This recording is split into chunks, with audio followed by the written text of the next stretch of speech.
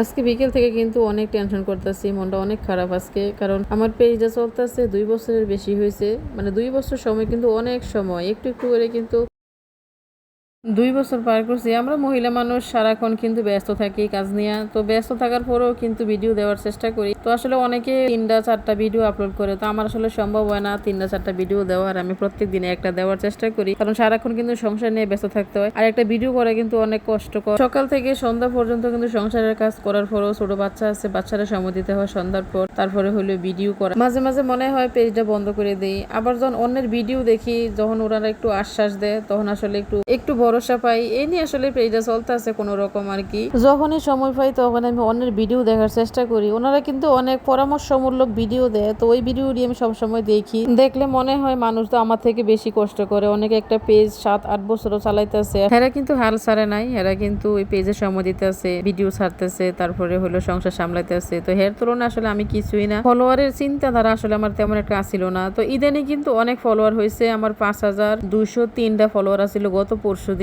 তো আজকে বিকেলবেলা আমার মেয়ে যখন পেজে ঢুকলো, পেজে ঢুকে দেখতেছে মাত্র 3000 ফলোয়ার আছে, বাকি 2200 ফলোয়ার হঠাৎ করে। আর আমার ভিডিও কিন্তু তেমন লাইক কমেন্ট শেয়ারও হয় না, কারণ আমি যেহেতু নতুন মানুষ, এই কারণে আমার জামাই শুধু একটা শেয়ার করে, ওই একটা শেয়ারে যতটুকু ভিউ হয় আর কি। তো আজকে যখন এই খবরটা শুনলাম, মানে আমার হাত পা পুরো ঠান্ডা হয়ে গেছে। হঠাৎ করে এটা কি হলো, মানে একদিনের মধ্যে এত ফলোয়ার কমে গেল কোন কারণে? মানে এই একটা টেনশন করতে করতে কিন্তু আমার আবার হাই প্রেশার, বেশি টেনশন করলে প্রেশার বেড়ে যায়। তো টেনশন আজকে সারাদিন যে আমার কি অবস্থা গেছে, যারা পেজ চালায় তারাই কইতে পারবো মানে আমার কষ্টটা আর কি। এই পেজ চালাতে গিয়ে কিন্তু অনেকের হাসির পাত্রী হয়েছি, অনেকে কিন্তু উপহাস করে, মানে কি রান্না করে, এটা কোনো রান্না হলো নাকি, এটা তো আমরাও করতে পারি, মানে এরকম এরকম আর কি। তো আমার ছোট বোন আমার সবসময় সান্ত্বনা দিত, আপু তুমি এসব নিয়ে টেনশন করো না, মানুষে কত কথাই কয়। আমি জানি না আমার এই সমস্যার সমাধান কিভাবে হইব, কে আমার সমাধান করতে পারবো। যারা এই বিষয়টা নিয়ে একটু ভালো বোঝেন, ভালো জানেন, তারা অবশ্যই আমার পাশে দাঁড়াবেন, আমার একটু সাপোর্ট করেন। আমি কি করবো, কি হইলে আমার পেজটা আবার আগের মতো হইব।